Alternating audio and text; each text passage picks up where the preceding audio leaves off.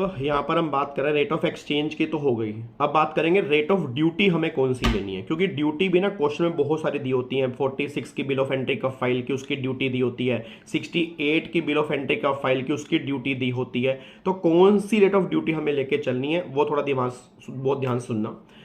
Rate of duty के लिए पहले आप ये चेक करोगे कि जो आपका सामान आ रहा है वो डायरेक्ट क्लियरेंस से आ रहा है, इनडायरेक्ट क्लियरेंस से आ रहा है। डायरेक्ट क्लियरेंस का मतलब क्या होता है कि आप डायरेक्टली पोर्ट से आप डायरेक्टली घर में सामान लेके आ रहे हैं, ये तो होगी डायरेक्ट क्लियरेंस।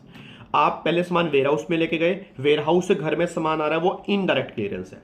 इस शॉर्ट के अंदर मैं बात करूंगा कि अगर हमारा डायरेक्ट क्लियरेंस है, मतलब डायरेक्टली पोर्ट से सामान हमारे घर में आ रहा है, तो अब ये चेक करो कि वेसल से आ रहा है या एयर से आ रहा है। अब अगर वेसल से आ रहा है, अगर बाय वेसल आ रहा है, तो date of entry, date of bill of entry under section 46 का जो रेट होगा वो, और date of entry inward, date of entry inward, तो इन दोनों में से जो लेटर होगा ना, लेटर, तो लेटर जो निकाल कर आएगा उस लेटर के दिन का जो रेट ऑफ ड्यूटी होगी वो हमें लेके चलना है। तो मैं दोबारा बोल दूं, date of bill of entry under section 46 और date of entry inward whichever is later जो होगा उस दिन का रेट ऑफ ड्यूटी हमें लेके चलना है। अच्छा, यहां पे डेट ऑफ अराइवल को मत कंसीडर कर लेना। वेसल वाले केस में जो कंपैरिजन होगा बिल ऑफ एंट्री और date of arrival whichever is later, sorry bill of entry और date of entry inward whichever is letter.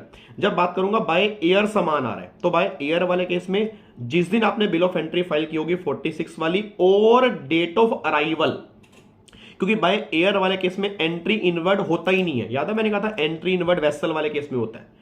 तो बाय एयर वाले केस में बिल ऑफ एंट्री और date of arrival whichever is later जो होगा उसका rate of duty आपको लेके चलना है। ये बात होगी डायरेक्ट क्लियरेंस की। बट अगर क्लियरेंस मान लो इनडायरेक्ट है, आपका वेयर हाउस में गया फिर वेयर हाउस से घर में आया, तो उस केस में रेट ऑफ ड्यूटी जो हमें लेना है वो लेना है जिस दिन आपने बिल ऑफ एंट्री फाइल की होगी अंडर सेक्शन 68 वाली।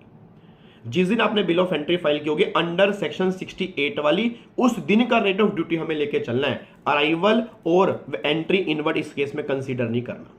अराइवल और एंट्री इनवर्ड डायरेक्ट क्लियरेंस वाले केस में हमें देखना होगा। इनडायरेक्ट क्लियरेंस वाले केस में बस जिस दिन आपने बिल ऑफ एंट्री फाइल की अंडर सेक्शन 68 वाली, उस दिन की जो रेट ऑफ ड्यूटी होगी वो रेट ऑफ ड्यूटी हमें लेके चलनी है। तो क्वेश्चन बहुत ध्यान से पढ़ना।